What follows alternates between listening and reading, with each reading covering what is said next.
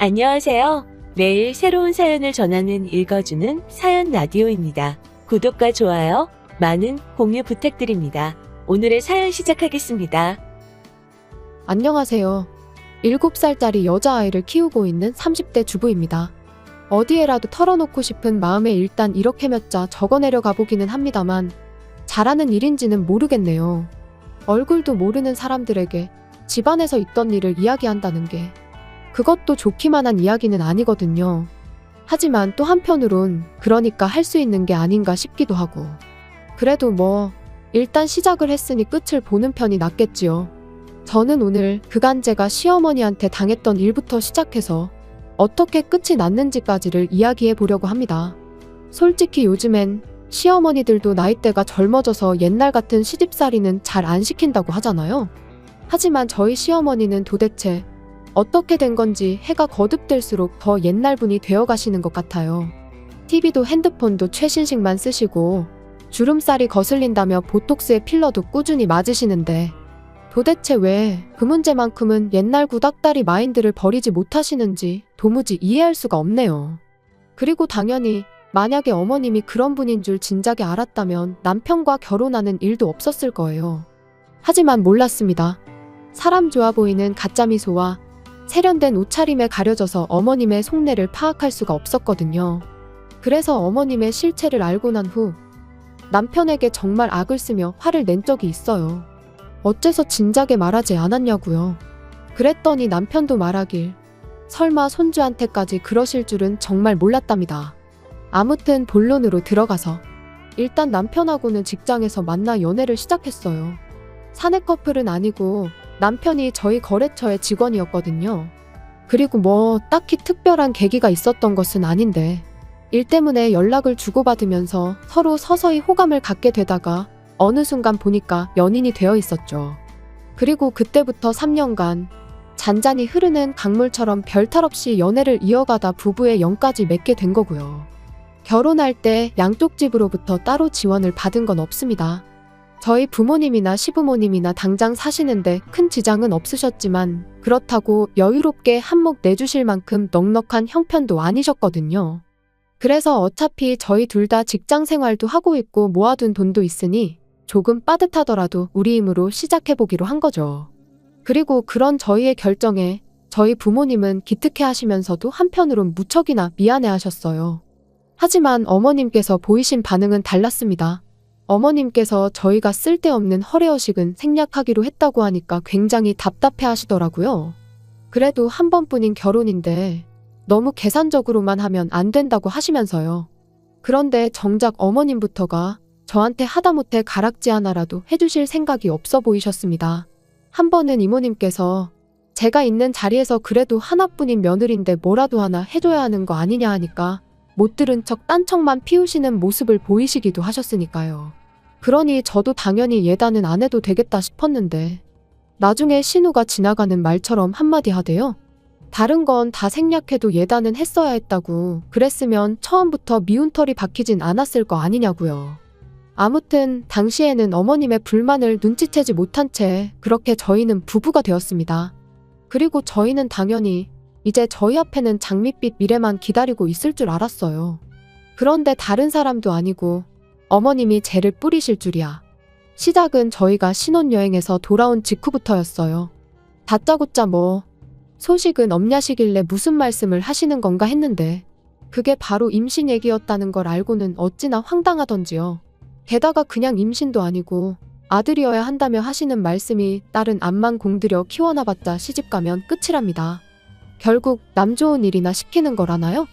그리고 말씀만 그렇게 하셨던 거라면 저도 대충 한 귀로 듣고 한 귀로 흘리고 말았을 텐데 문제는 아들을 낳아야 한다는 이유로 시시콜콜 사사건건 저희 생활에 간섭을 하셨다는 거예요. 가장 황당했던 간섭 중에 하나는 하루는 어디서 뭘 듣고 오셨는지 다짜고짜 저는 고기를 먹으면 안 된다는 거였어요. 고기를 먹으면 딸 낳을 가능성이 높아진다고요. 그래서 이후로 갈비찜이니 삼계탕이니 하셨다며 저희 부부더러 오라고 하시고선 정작 제 그릇엔 감자나 당근 같은 것만 건져주시기 일쑤셨지요. 게다가 그뿐만이 아니었어요. 어머님이 저희 집에 오시는 날이면 남편은 무슨 일이건 간에 저를 도와줄 수가 없었습니다. 특히 설거지거리가 엄청나게 나오더라도 아빠가 부엌에 드나들면 자식이 딸이 나온다는, 저로서는 정말 머리털 나고 처음 들어보는 미신을 들먹이시며 남편으로 하여금 부엌 근처는 얼씬도 못하게 하셨지요. 그 밖에도 뭐가 들어갔는지도 모르는 정체불명의 한약을 지어다 주신다던가, 수상쩍어 보이는 부적을 써다가 저 몰래 여기저기 짱 박아 두신다거나, 한 번은 화장대 뒤에서 정체불명의 인형을 발견하곤 정말 소스라치게 놀란 적도 있어요. 그땐 진짜 본능적으로 어머님이 그러신 걸 알아차렸는데도 입에선 절로 쌍욕이 다 나오더라니까요. 그리고 이제서야 말이지만 시어머니께서 아무리 그러셔도 솔직히 저나 남편은 그런 시어머니가 안타깝다는 생각 그 이상도 그 이하도 아니었어요. 저희 둘 다 처음부터 아들이든 딸이든 생기는 대로 낳아서 잘 키우자는 생각이었으니까요. 애 성별은 애시당초 저희한텐 한 번도 중요한 문제가 아니었지요. 아무튼 이후로 결혼한 지 4개월 만에 저는 임신을 했습니다. 저희가 계획한 것보단 조금 이르긴 했지만 얼마나 기뻤는지 몰라요. 그리고 그 무렵엔 저도 남편도 시어머니의 유난스러움에 꽤나 지쳐가고 있었기에 안정기까지 기다리지 못하고 곧장 임신 소식을 알렸어요. 일단 아이를 가졌다고 하면 그동안 하시던 간섭과 참견을 어느 정도는 멈춰주시지 않을까 싶었거든요. 하지만 웬걸요, 그때부턴 딸인지 아들인지 언제 알 수 있냐며 어찌나 사람을 달달 볶으시던지. 그리고 급기야는 정기검진 때마다 대놓고 병원에 따라오시기도 하고 우연을 가장하여 마치 병원 앞에서 마주친 듯한 생쇼를 하기도 하셨는데 거기서 끝이 아니었습니다. 진료실까지 따라 들어오시겠다며 저는 물론이고 병원 사람들을 얼마나 힘들게 하시던지요. 그러니 오죽하면 제 담당이께서 대놓고 이러니 며느리들이 시어머니랑 오기 싫어하는 거 아니겠냐고 면박을 주신 적도 있네요. 성별도 절대 못 알려주신다고 아주 못을 받기도 하셨고요. 그래서 결국 제가 출산을 하고 나서야 시어머니께서 아이 성별을 알게 되셨는데 어머님이 보이신 반응은 도가 지나쳐도 한참 지나친 것이었습니다. 병원에서 마치 초상집 마냥 꺼이꺼이 우셨으니까요. 게다가 그뿐인가요? 저를 보러 오신 저희 친정어머니께 서슴없이 폭언을 쏟아내셨습니다. 아들 없는 집안인 걸 알았을 때 눈치를 챘어야 했다며 아들 못 낳는 유전자를 딸들한테 물려준 거 아니냐. 밭이 안 좋으니 씨가 아무리 좋은들 싹이 난리가 있냐. 그리고 그런 어머님의 폭언에 저희 어머니라고 듣고만 계시진 않으셨습니다. 아직도 아들, 딸 따져대는 집구석이 있냐고, 나야말로 이런 무식한 집안인 줄 알았으면 내 딸 안 보냈다고요. 정말이지 간호사들까지 와서 두 분의 다툼을 말리고 정신이 하나도 없었어요. 그리고 그나마 그 정도에서 끝날 수 있었던 건 아버님과 남편의 역할이 컸습니다. 아버님이 어머님한테 그 입 좀 닥치라며 고함을 치시고는 병실 밖으로 끌고 나가셨거든요. 저희 남편은 남편대로 정말 90도 허리를 숙이고 저희 어머니한테 죄송하다, 변명의 여지가 없다, 아주 말 그대로 싹싹 빌었죠. 어머님 한 사람 때문에 몇 사람이 고생을 했는지 몰라요, 정말. 그런데 어머님은 며느리는 물론이고 사돈 앞에서까지 그렇게 망신을 당하셔놓고도 계속해서 아들 타령을 이어가셨습니다. 제가 조리원에서 나오기가 무섭게 고기 먹지 마라, 이거 하지 마라, 저거 하지 마라. 그래야 둘째는 아들을 낳을 거 아니냐면서요. 그리고 결국 보다 못한 저희 남편이 그만 좀 하시라며 저희는 둘째 생각은 없다고 말씀을 드렸는데도 어머님은 그저 못된 며느리가 착한 당신 아들을 꿰어내선 애도 안 낳겠다 했나 보다며 제 탓만 하실 분이셨지요. 그리고 그 잔소리의 절정에 이르렀던 건 시집가고 5년 동안이나 아이가 안 생겨 고생하던 신우가 아들 쌍둥이를 낳으면서부터였습니다. 보라고, 내 딸은 밭이 실하니까 아들이 둘씩이나 한 번에 들어선 게 아니겠냐면서 역시 저희 부부가 딸을 낳은 건 순전히 제 탓이라고요. 그리고 솔직히 어머님의 그런 억지와 잔소리는 하루 이틀이 아니었으니 한 귀로 듣고 한 귀로 흘려버리는 건 일도 아니었어요. 하지만 황당하게도 이번엔 신우까지 가세를 했다는 겁니다. 사실 신우하고는 좋을 것도 나쁠 것도 없는 사이였어요. 자주 보는 사이도 아니었고. 그런데 이제 말 그대로 자기도 아들 낳은 엄마다 이거였는지. 목에 딱 힘주고는 저더러 이래서 아들이 안 생기는 거 아니냐, 저래서 아들을 못 낳은 거 아니냐. 정말이지 누구 딸 아니랄까봐 어쩜 그렇게 얄미운 말만 골라서 하는지 기가 막히더라니까요. 그리고 한편으론 어려서부터 무슨 소리를 얼마나 듣고 자랐으면 나랑 나이 차이도 얼마 안 나는데 무슨 옛날 고리짝 시절 할머니들 마냥 아들 타령을 해대나 싶은 게 안쓰럽기도 했네요. 게다가 남편에게 들으니 어려서부터 어머님이 신우랑 자기를 많이 차별하면서 키우셨답니다. 신우는 딸이니까 어차피 시집가면 끝이라면서 그러니까 뭐 공들이고 그럴 필요도 없다고 아주 대놓고 말씀을 하신 적이 한두 번이 아니라나요? 그런데 이번에 아마 아들 쌍둥이를 낳고 처음으로 어머님한테 칭찬을 들어본 것 같다면서 그래서 저한테 더 그러는 걸 거라고 그러니까 너무 마음 쓰지 말라고요. 그리고 그런 이야기까지 들으니 신우가 얄미우면서도 한편으론 참으로 딱하다 싶었죠. 아무튼 그래서 이후로 한동안 시부모님은 안 뵙고 지냈어요. 명절이나 생신같이 빠질 수 없는 경조사가 아니고서야 굳이 시댁은 찾아가지 않았습니다. 그나마 아예 발길을 끊지 않았던 건 아버님은 저희 딸을 예뻐해 주셨거든요. 그래서 할머니 사랑은 못 받아도 할아버지 사랑은 받게 해주고 싶었네요. 하지만 지금 생각해보면 그러지 말았어야 했어요. 어머님이 어찌나 대놓고 저희 애를 천덕꾸러기 취급을 하시던지. 그리고 아버님은 정말 웬만한 상황이 아니고서야 어머님께 싫은 소리를 하시는 분은 아니셨거든요. 어머님과 부딪히는 것도 싫어하셨고요. 그러니 아버님이 아무리 저희 딸을 예뻐하셨다고 해도 어머님의 폭언으로부터 완전히 지켜주지는 못하셨지요. 게다가 그뿐인가요? 신우는 신우대로 어찌나 아들부심을 부리던지. 그래서 결국 남편에게 앞으로는 이유가 뭐건 간에 시댁에 가지 않겠다고 했습니다. 애가 그나마 지금은 어려서 뭘 모른다고 쳐도 얼마 안가 할머니가 자기를 싫어한다는 걸 알게 될 게 분명하지 않냐면서요. 그리고 신우 자랑질 듣다 보면 나는 정말 내 자식이 딸인 게 아무렇지도 않은데 오히려 좋기까지 한데도 괜히 성질이 나고 애한테 미안하고 마음이 심란하다고 그래서 정말 가기 싫다고요. 그랬더니 남편이 정말 미안하다면서 그럼 1년에 딱 2번 명절만이라도 안 되겠냐대요. 명절에만 우리 셋이 같이 가고 다른 날은 자기가 혼자 가든 어쩌든 알아서 하겠다면서. 그래서 결국 그렇게 하기로 했습니다. 솔직히 남편은 남편대로 저희 친정에다간 성심성의껏 잘했거든요. 애한테도 좋은 아빠였고요. 그래서 차마 모질게 그것도 싫다고는 할 수가 없었어요. 그리고 그렇게 몇 년을 버티듯이 지내다 얼마 전 추석이었습니다. 뭐 사가기도 싫었지만 남편 체면을 생각해서 한우 세트를 사들고 시댁을 찾았더니 아니나 다를까 어머님은 저랑 저희 딸은 본체만 체하시고 그저 저희 남편과 남편 손에 들려있는 한우 세트만 반기시더라고요. 하지만 하루 이틀 당한 것도 아니고 저도 나름 뻔뻔해져서는 인사를 받으시던 마시던 인사를 드리고는 딸한테는 거실에 얌전히 앉아있으라고 했습니다. 아빠 옆에서 떨어지지 말고 있으라고요. 그리고 아니나 다를까 부엌에서 이제 상 차리는 걸 돕고 있는데 어머님이 먼저 신우더러 가서 애들이나 보라고 하셨습니다. 심해부도 같이 있는데 뭐가 걱정인지 당신 손자들 어디 다치기라도 하면 큰일 난다면서 엄마가 가서 챙겨주라나요?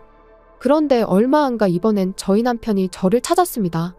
저희 딸이 저를 찾는다고 부엌 일은 내가 도울 테니 당신이 애 옆에 좀 가 있으라고요. 그러니까 어머님이 저희 딸은 아주 유별나다면서 여자애가 돼서는 좀 다소곳하고 그런 게 없고 아주 천방지축이라며 미운 짓만 골라 한다고 그러시는데 제가 듣기 싫은 건 당연했고 동시에 저희 딸도 듣진 않았을까 어찌나 신경이 곤두섰는지 몰라요. 그래서 어머님한테 예뻐해 주시라곤 말 안 하겠다. 하지만 말씀 좀 가려서 해달라고 했습니다. 이제 애도 말귀 다 알아듣는 나인데 조심 좀 해주시라고요. 그랬더니 어머님이야 뭐 이제 아주 나를 가르치려던 애 어쩌네. 그래서 가뜩이나 집안 분위기가 영 좋지가 않았는데 더 촥 가라앉아 버렸죠. 그리고 저는 솔직히 차라리 잘 됐다 싶었어요. 이렇게 된 거 밥 먹고 괜히 커피 마시고 할 필요도 없겠다고 그냥 바로 집에 가야겠다 싶어서요. 아무튼 그렇게 밥상이 차려지고 온 식구가 둘러앉았습니다. 그리고 저희가 가져간 한우를 어머님이 굽기 시작하셨는데 짜증나게 자꾸 신우네 애들 밥그릇에만 고기를 올려주시고 저희 딸한테는 한 점도 안 주시는 거예요. 그래서 저도 그때부터 따로 고기를 구워서는 구워지는 대로 제 밥그릇하고 저희 딸 밥그릇으로 열심히 날랐습니다. 그랬더니 신우가 대단하다며 저더러 성격도 좋답니다. 어머님 속상하신 건 신경도 안 쓰고 밥이 넘어가냐면서요. 그러니까 무슨 둘이서 만담을 하는 것도 아니고 제가 뭐라 대꾸할 새도 없이 어머님이 아주 비꼬는 목소리로 냅두래요. 그런 눈치가 있으면 저렇게 딸만 낳고 땡쳤을 리가 있냐면서 말이죠. 그리고는 옛날이었으면 저는 원래 고기는커녕 쌀밥 먹을 자격도 없답니다. 아들 하나 못 낳은 주제에 무슨 낯짝으로 밥을 먹냐고요. 원래도 돈 없고 선 넘는 발언을 일삼는 모녀였지만 이번엔 진짜 정신이 나갔나 싶었습니다. 그래서 더는 참을 수가 없다 싶어 한번 들이받으려는데 남편이 먼저 주먹으로 식탁을 쾅 소리가 날 만큼 세게 내리치더니 무슨 말씀을 그렇게 하시냐면서 어머님과 신우를 번갈아 노려봤어요. 그러자 이번엔 아버님이 남편더러 아무리 그래도 지금 부모 앞에서 그게 무슨 짓이냐며 언성을 높이셨지요. 그런데 그때 저희 딸이 할머니하고는 어머님을 부르더니 그럼 할머니 옛날에 밥 못 먹었냐고 물었습니다. 고모도 여자니까 딸 아니냐며 딸 낳아서 밥 못 먹었냐고요. 그러니까 뭐 순식간에 어머님도 신우도 얼굴이 벌개졌는데 거기다 대고 저희 딸이 한마디 더 덧붙이기를 그럼 할머니 엄마도 밥 못 먹었겠다. 할머니 낳아서.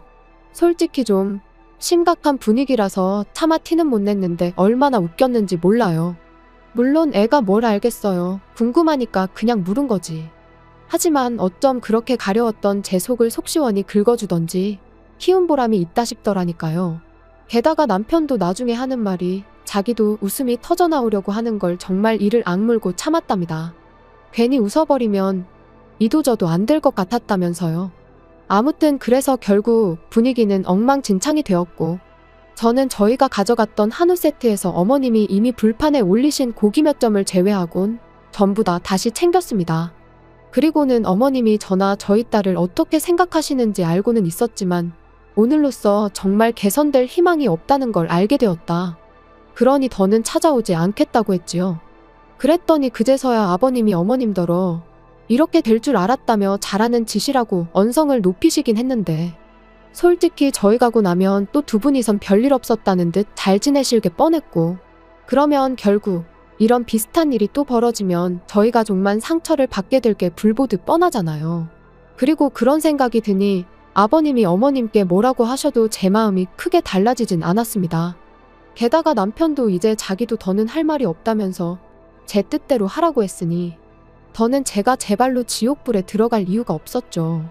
그래서 결국 두 분께 인사도 드리는 둥 마는 둥하곤 시댁을 빠져나왔고 이후로 완전히 발길을 끊었습니다. 한편 그 일이 있고 며칠 지나지 않아 신우에게 그동안 자기가 좀 지나쳤다 미안하다 뭐 그런 문자가 두어 차례 오긴 했는데 솔직히 진심이라고 느껴지진 않았어요. 왜냐하면 일단 제가 그간 겪은 신우의 인성을 비추어 볼 때 내년 초에 어머님이 환갑이신데 어머님이 해외여행을 가시겠다며 아주 저이고 신우내고 달달 볶으셨거든요. 그런데 이제 시쳇말로 자기가 다 독박 쓰게 생겼잖아요. 그러니 어떻게든 저희가 어머님이랑 화해하길 아마 그 누구보다도 신우가 바라고 있을 게 분명합니다. 그러니 악어의 눈물이나 다름없는 그런 문자를 보낸 거겠죠. 그런데 뭐 어른을 상대로 너무한 거 아니냐 소리를 하실지도 모르겠습니다만 저는 저도 저지만 저희 딸을 위해서라도 어머님께 제대로 된 사과를 받아야겠어요. 만약에 그 사과를 받지 못한다면 절대로 저희 가족과 시부모님의 관계는 달라지지 않을 거예요. 그리고 남편은 사실 남편이 무슨 기분인지는 잘 모르겠습니다. 본인은 아무렇지 않다고 하지만 솔직히 그게 말이 쉽지 어떻게 아무렇지 않을 수가 있겠어요? 하지만 지금은 남편의 속내를 헤아리기보다는 어머님으로부터 저와 제 딸을 지키는 게 더 먼저인 것 같아서 거기에만 집중하려고요.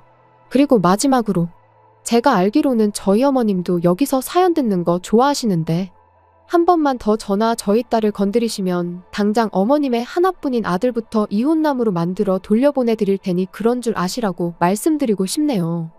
괜히 잘 사는 아들 부부한테 초나치지 마시고 뭐라도 하나 도와주실 거 아니면 가만히나 계세요, 제발.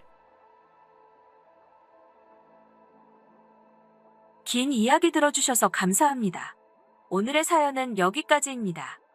구독과 좋아요, 알람 설정해주시면 앞으로 더 좋은 사연으로 찾아오겠습니다. 감사합니다. 감사합니다. 감사합니다. 안녕하세요. 매일 새로운 사연을 전하는 읽어주는 사연 라디오입니다. 구독과 좋아요, 많은 공유 부탁드립니다. 오늘의 사연 시작하겠습니다. 안녕하세요. 35살 돌싱녀예요. 결혼 생활 3년 만에 이혼하고 이제 1년 됐지요.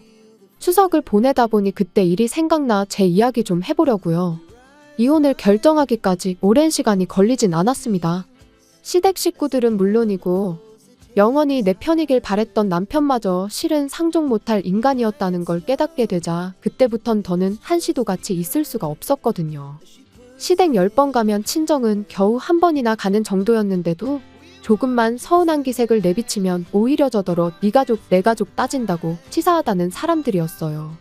지금 생각해보면 그런데도 저는 왜 그걸 참고만 있었는지.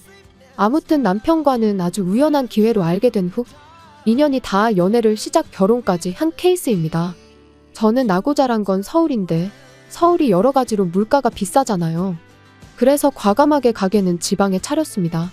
그리고 가게를 차리면서 집까지 한 동네에 장만을 했어요. 그런데 문제는 있는 돈 없는 돈 싹싹 긁어 야심차게 가게도 차리고 집도 장만했는데 얼마 안 가서부터 코로나로 난리가 난 거죠. 그래서 남편하고 결혼 이야기가 나왔을 때 아무리 머리를 굴려봐도 도무지 제가 뭘 해갈 수가 없겠는 거예요. 그래서 남편더러 내가 돈은 없고 집은 있으니 내 집에 들어와서 살라고 했습니다. 남편이 모아둔 돈은 일단 그냥 가지고 있다가 다음에 이사를 간다던가 어디 목돈 들어갈 일이 있을 때 쓰자면서요. 그런데 지금 생각해보면 제가 너무 단순했습니다.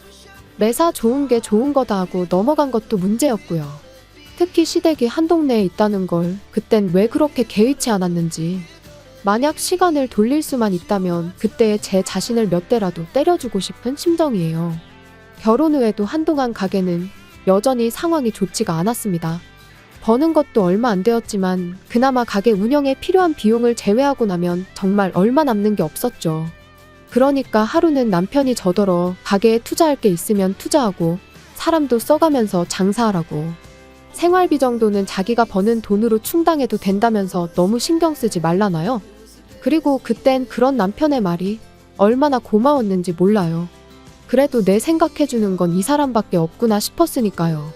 물론 지금에서야 곰곰이 생각해보면 그렇게 고마워할 일도 아니었는데 말이죠. 막말로 이유가 어찌됐건 저는 집이라도 들고 결혼했지 남편은 돈 얼마 모아놓은 거 있다고. 그 이유 하나로 다른 건 아무것도 안 해오고 맨몸으로 장가를 왔으니까요. 그러니 어찌 보면 생활비 정도는 남편이 혼자 낼 수도 있는 거였는데 아무튼 그때는 이런 생각은 못하고 그저 남편에게 고마운 마음이었어요. 그리고 그 때문인지 언젠가부턴 남편한테 괜히 눈치가 보이고 미안했었죠. 그래서 남편이 주말마다 시댁에 같이 좀 가자고 하면 군말 없이 따라가곤 했는데 언제부턴가 다른 식구들은 다 노는데 저만 일을 하고 있더라고요. 그리고 나니까 가뜩이나 장사하느라 일주일에 하루밖에 못 쉬는데 그 하루를 왜 시댁에서 보내야 하는 건지 부당하단 생각이 드는 거예요. 그래서 남편한테 매주 주말마다 시댁에 가는 게 힘들다고 했습니다. 그랬더니 자고 오는 것도 아닌데 그게 왜 힘드냐는 거예요. 그래서 그러면 시댁에 가는 만큼 친정에도 한 번씩은 가자고 했더니 저희 친정은 너무 멀다면서 싫은 티를 대놓고 내는 게 아니겠어요? 그리고 이후로 몇 번의 언쟁 끝에 어쨌든 남편이 친정에 같이 가주기는 했습니다만 정말이지 하다못해 저희 부모님한테 말 한마디 먼저 거는 법이 없었어요. 그저 저희 어머니가 차려주는 밥 받아 처먹고 넋놓고 TV 보는 게 다였으니까요. 그리고 이후로도 두세 번 정도 저희 친정에만 가면 늘 그런 식으로 행동하는 남편을 보고 있자니 정 떨어진다는 말이 무슨 뜻인지 알겠더라고요. 그래서 그때부턴 속된 말로 이꼴저꼴 다 보기 싫어서 혼자 친정에 다녀오기 시작했습니다. 그랬더니 남편이 하루는 생활비를 운운하더라고요. 그래서 두말 않고 그때부턴 남편하고 똑같이 부담하기 시작했어요. 남편이 생활비라고 100만 원 내놓으면 저도 100만 원 내놓는 식으로요. 그리고 경제적으로 남편에게 미안한 마음이 사라지니 허구한 날 시댁에 가자는 남편의 요구도 당당히 거절할 수 있었죠. 아무튼 그러다 결정적인 사건이 벌어진 건 작년 추석이었습니다. 좋은 회사는 명절이면 돈을 준다던데 저희 남편은 늘 선물 세트를 받아오곤 했어요. 왜? 마트에서 파는 참치 세트 같은 거 말이죠. 그리고 작년엔 스팸이었어요. 퇴근한 남편이 명절 선물이라며 스팸 세트를 식탁 위에 올려놓는데 문득 지난해에도 스팸이었던 게 떠올랐습니다. 그래서 정말 별 생각 없이 올해도 또 스팸이네 하고 한마디 했거든요. 맹세코 어떤 악의도 없이 한 말이었어요. 그런데 어째선지 남편이 갑자기 열을 내면서는 너는 뭐 이런 거 받아올 때나 있냐며 짜증을 내대요. 받아오면 그냥 고맙다 하고 먹으면 될 것을 괜히 쓸데없는 소리를 한다면서요. 그리고는 자기가 그나마 안정적인 회사를 다니고 있으니까 제가 마음 놓고 장사를 하는 거라며 당장 자기보다 돈 얼마 더 번다고 기고만장하지 말라며 방으로 들어가는데 생각지 못한 남편의 반응에 당혹스러웠습니다. 스팸을 스팸이라고 하는 게 이렇게 사람을 열받게 만들 줄은 상상도 못했으니까요. 그런데 남편은 이후로도 며칠 동안 저한테 말도 안 걸고 말 그대로 개무시를 했어요. 그리고 그런 남편을 보고 있자니 어찌나 기가 막히던지 아무리 생각해도 저는 제가 뭘 잘못한 건지 도무지 납득할 수가 없었습니다. 솔직히 까놓고 말해서 문제라면 남편 본인이 느낀 남들이 명절이라고 현금 보너스 받아올 때 자기는 스팸을 받았다는 자격지심이 문제였던 것 같은데 그게 제가 사과할 일은 아니라는 생각이었거든요. 그래서 저도 똑같이 남편을 없는 사람 취급하고 개무시를 했어요. 그랬더니 저희의 냉전은 결국 아무런 진전 없이 추석 연휴까지 이어졌지요. 추석 연휴가 시작되면서 화해는 아니더라도 어쨌든 괜찮은 척은 해야 하지 않을까 싶었습니다. 그래서 사과까지는 아니라도 남편이 먼저 물어보면 못 이긴 척 시댁도 가고 그럴 생각이었어요. 그런데 남편은 뭐가 그렇게 화가 난 건지 시댁마저 혼자 가대요. 게다가 그 와중에 회사에서 받아온 스팸 세트 챙겨가는 모습이란 그뿐만이 아니었습니다. 기껏 현관 밖을 나서면서 한다는 말이 통보하듯 나 먼저 엄마 집에 가 있는다 였는데 아무리 생각해도 자기 먼저 어머님 댁에 가 있을 테니 너도 곧 따라오란 뜻으로밖에 들리지가 않았죠. 그런데 그깟 스팸 소리 하나로 며칠 동안 절 개무시한 인간이 시댁까지 혼자 가서는 퍽이나 저에 대해 좋은 소리를 하겠어요. 분명히 다 자기 편이다 생각하고 저만 정신 나간 여편네로 만들어 놓을 게 뻔했죠. 그런데 그런 자리에 제가 미쳤다고 뭐하러 가나요? 그래서 결국 시댁에 안 가고 저도 친정에 갔어요. 그랬더니 12시쯤 되자 남편한테 전화가 오대요. 어머니 아버지 식사하셔야 되는데 안 오고 뭐하냐며 작은 목소리로 속삭이듯 화를 내면서 말이죠.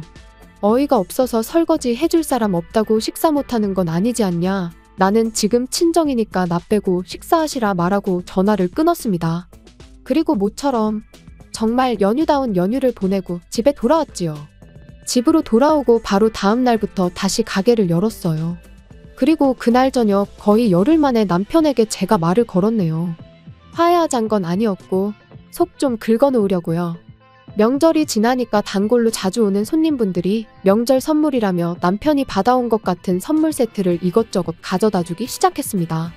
제 생각이 나서 사셨다는 분들도 계시고 안 먹는 건데 혹은 똑같은 게 너무 많이 들어와서 처치곤란인 상황이라 주신다는 분들도 계셨지만 이유가 뭐 중요한가요? 안정적인 직장에 다니는 남편이 잘 볼 수 있도록 식탁 위에 양손 가득 들고 온 선물 세트들을 올려놨어요. 그리고는 이거라도 받아온 게 어디냐며 고마워하라던 사람 어디 갔냐고 나는 6개 받아왔으니까 나한테는 6번 고마워하라고 까불면서 장난치듯 말했더니 그제서야 남편도 얼렁뚱땅 무슨 일이 있었냐는 듯 장난으로 받아치대요. 솔직히 괜히 긁어부스럼을 만드는 건 아닌가 싶어서 장난을 치면서도 조마조마했는데 실은 남편도 저랑 냉전 상태로 있는 게 편치만은 않았던 모양입니다. 그러니까 제가 먼저 슬쩍 내민 손을 반갑게 잡은 거였죠. 아무튼 아무리 꼴보기 싫은 남편이었어도 모처럼 얘기도 하고 장난도 치니 마음이 한결 편해지더라고요. 그래서 다음 날에 마음 좀 쓰겠다고 쓴 건데 이게 불씨가 돼서 남편과 이혼을 하게 될 줄은 몰랐네요. 다음 날 가게 문을 열었는데 정말 단골 중에서도 가장 오래된 단골분이 엄청난 선물을 가져다 주셨어요. 근처에 사시는 분으로 이런저런 이야기를 나누던 중 우연찮게 저희 친정어머니와 고향 친구신 걸 알게 되었고 그 뒤로 정말 매일같이 와주시는 분이지요. 아무튼 그분께서 오랜만에 고향에 갔다가 저랑 저희 어머니 생각이 나서 저희 선물을 사오셨다는 거예요.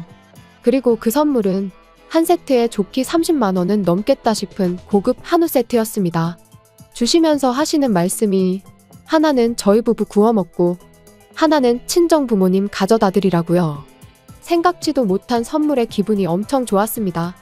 하지만 한편으론 딱 2개밖에 없으니까 시댁이 신경 쓰이긴 하대요. 가뜩이나 부부싸움 때문에 명절에 찾아뵙지 못한 것도 찝찝한 상황이었으니까요. 그래서 괜한 죄책감을 가져야 할 바엔 친정에 하나 시댁에 하나 이렇게 드리는 게 낫겠다는 결론을 내렸어요. 저희야 아무 때고 사 먹으면 되니까 문제 없겠다 싶었습니다. 고기는 신선한 게 제일이잖아요. 저는 일요일에도 가게 문을 열어야 했다 보니 하루라도 빨리 드려야겠다 싶어서 남편한테 부탁을 좀 했습니다. 지금 바로 출발해서 친정에 하나, 시댁에 하나 드리고 오라고요. 그리고는 원래는 친정어머니 고향 친구분이 사다 주신 거라 우리 집 거랑 친정 거 이렇게 2개인데 우리 몫을 시부모님 드리는 거라고 생색도 한번 냈지요. 그리고 얼마나 지났을까. 한 차례 손님이 빠져나가고 시계를 보니 지금쯤이면 친정 부모님이 고기를 받아서 드시고도 남았겠다 싶은 시간이었어요. 그래서 친정에 잘 받으셨냐고 전화를 했는데 어째서인지 친정어머니는 뭐 이런 걸 남편까지 부려먹어가며 보내느냐고 싫은 소리를 하시는 거예요. 신선할 때 빨리 구워 드시라고 남편한테 부탁한 거지. 내가 괜히 왜 그랬겠냐니까.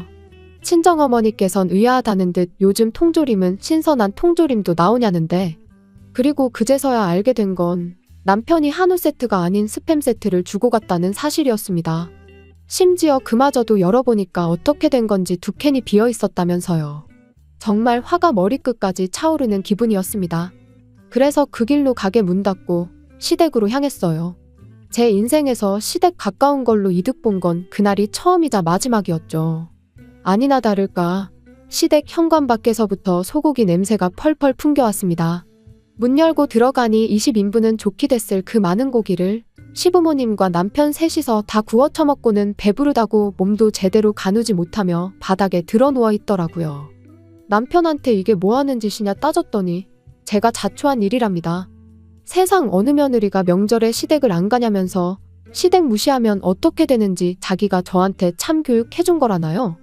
그리고는 뚫린 입이라고 덧붙이길 그래도 자기라도 되니까 팸이라도 가져다 드린 거라며.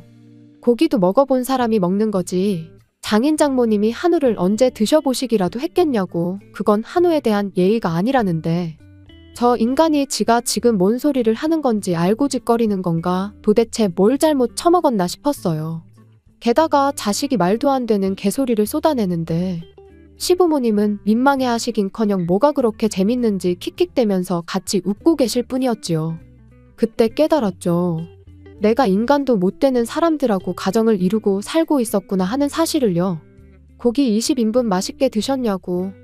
이게 내가 아내로서 며느리로서 드리는 마지막 식사라고 생각하시라고만 간단히 말하고 시댁을 나왔습니다. 그랬더니 그제서야 분위기가 심각해진 걸 깨달았는지 남편이 집 밖으로 뛰쳐나와 장난친 건데 왜 그러냐며 절 잡대요. 그리곤 한다는 소리가 원래도 시부모님이 한우라면 환장을 해서 한 세트 가지고는 모자랄 것 같아서 2세트 다 드린 거다라면서 저희 부모님은 나중에 맛집으로 모시고 가서 따로 사드릴 계획이었다는데 솔직히 그 말을 어떻게 믿나요? 어이가 없어서 개소리하지 말라며 남편 정강이를 한 대 걷어차버렸습니다. 그리곤 의학하며 다리를 부여잡고 나뒹구는 남편을 남겨둔 채 뒤돌아 걷기 시작했어요. 그랬더니 남편이 미안하다며 절뚝이며 쫓아오는데 고기 20인분을 셋이서 나눠 먹은 상황에 쓰레 빠시는 발로 뛰려니 숨이 찼는지 얼마 따라오지도 못하고 또다시 바닥에 주저앉아 버리대요. 하지만 그러던지 말던지 저는 그 길로 집으로 돌아와 매장에서 쓰는 업소용 대형 쓰레기 봉지에 눈에 보이는 남편 물건은 전부 다 쓸어담아 현관 밖에 내놨습니다. 현관 비밀번호도 바꿨고요.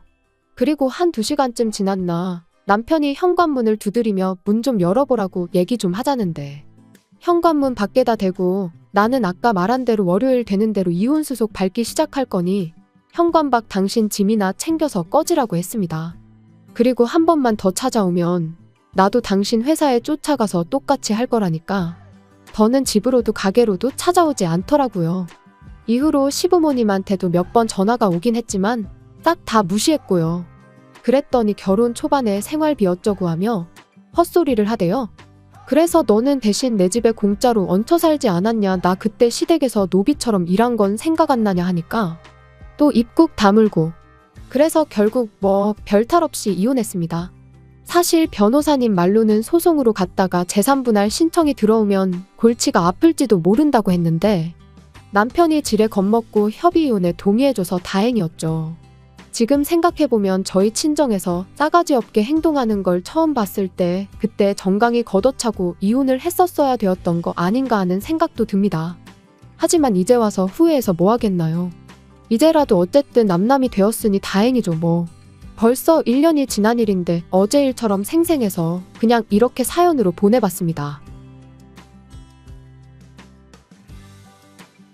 긴 이야기 들어주셔서 감사합니다. 오늘의 사연은 여기까지입니다. 구독과 좋아요, 알람 설정해주시면 앞으로 더 좋은 사연으로 찾아오겠습니다. 감사합니다. 감사합니다. 안녕하세요.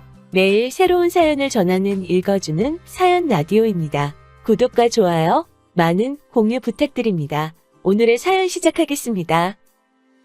안녕하세요. 저는 올해 32살의 직장인 여자입니다. 괜한 조바심으로 파혼하게 된 제 이야기 좀 들어보세요. 몇 년 전부터 친하게 지내던 친구들이 하나둘씩 시집을 갔어요. 그리고 계속 그 모습을 보다 보니 저도 모르게 조바심을 느꼈던 모양입니다.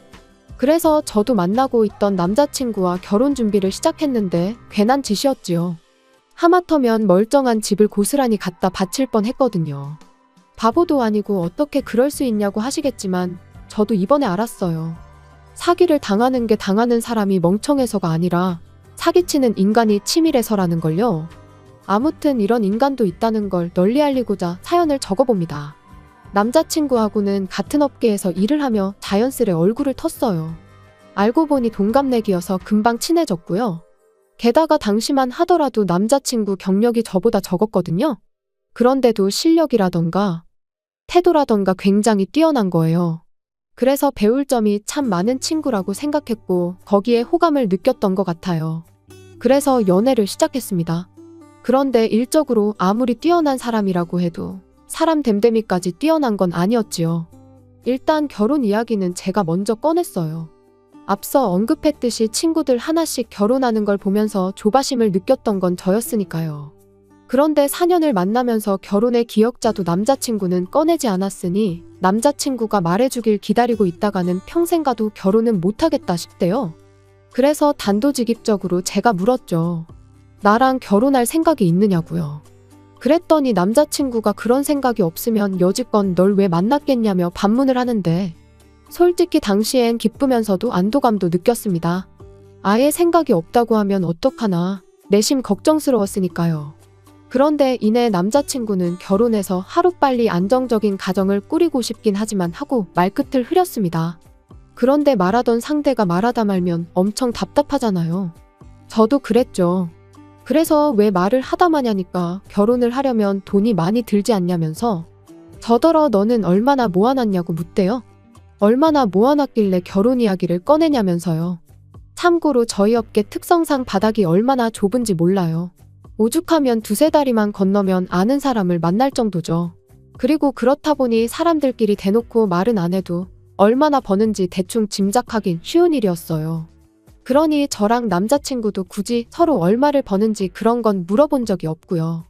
그런데 남자친구가 대놓고 저더러 얼마나 모아놨냐 물으니 순간 좀 당황스러웠지요. 하지만 어쨌든 남자친구보단 제가 더 모아놨을 것 같았거든요. 그래서 이왕 이렇게 된 거 허심탄회하게 속된 말로 다 까놓고 말하는 게 좋겠다 싶었습니다. 그래서 나는 1억 좀 넘게 모아놨지 하니까 남자친구가 자기는 이제 2천 모아놓은 게 달아나요?